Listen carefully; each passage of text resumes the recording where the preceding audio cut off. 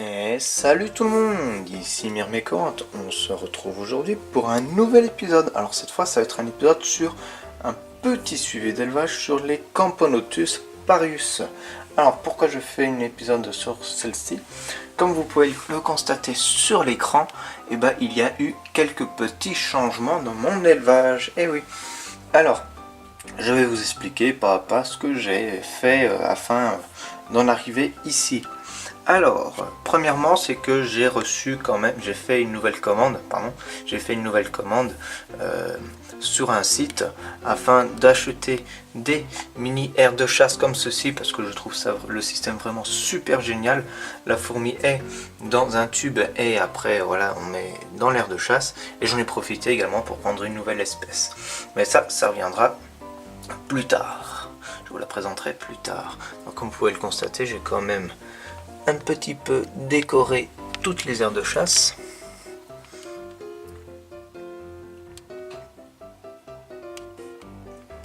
Voilà, je me suis un petit peu amusé à décorer tout ceci.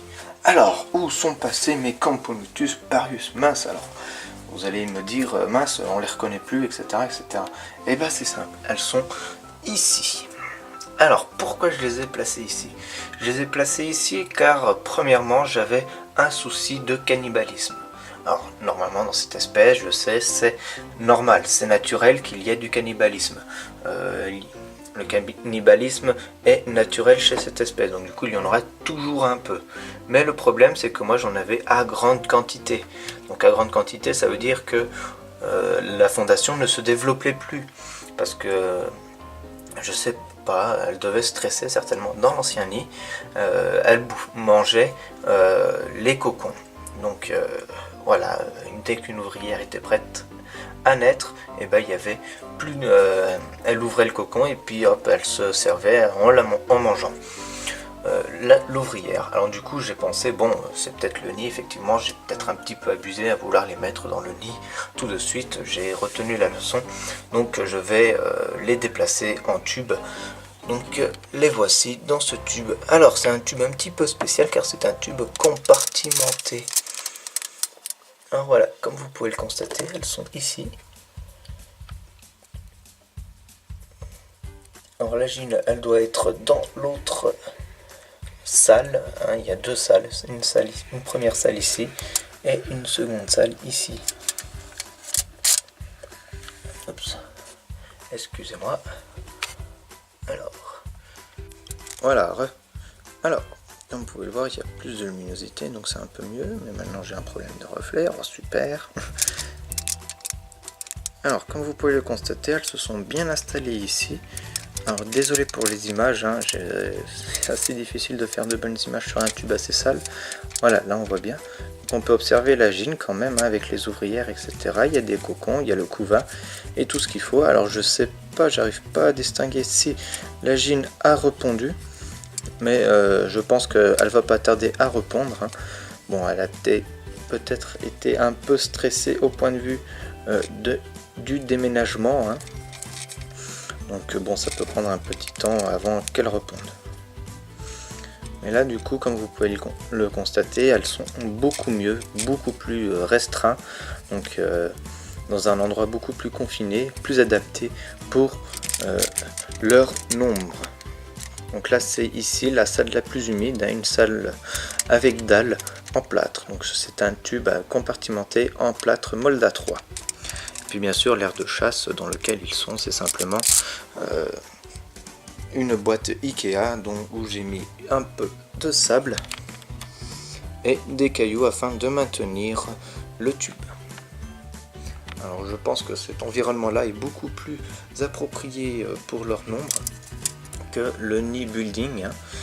Donc je pense qu'elles arriveront mieux à se développer ainsi que si je les aurais laissées dans le nid building.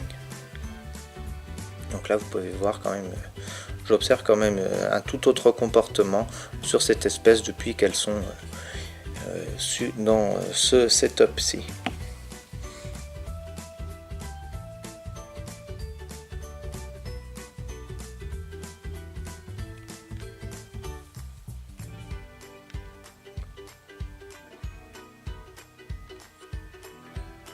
Donc là on n'observe pas une énorme physiogastrite sur cette ouvrière, hein.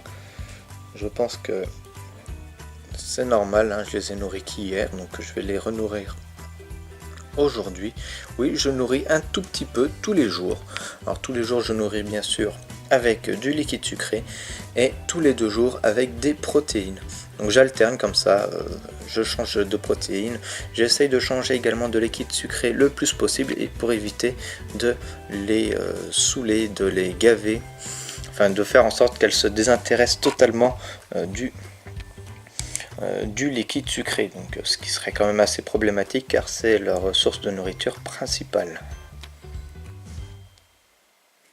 Donc ça restera quand même encore mon espèce préférée malgré l'arrivée d'une espèce surprise que je vous ferai voir plus tard.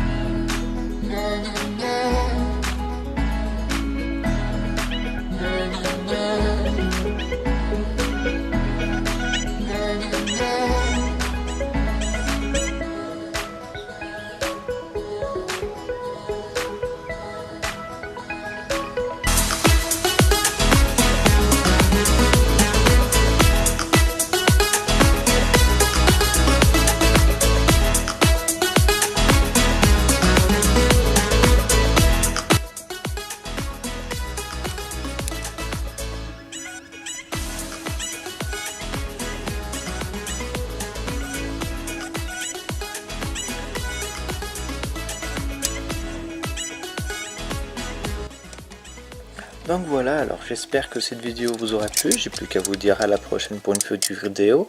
Ciao tout le monde!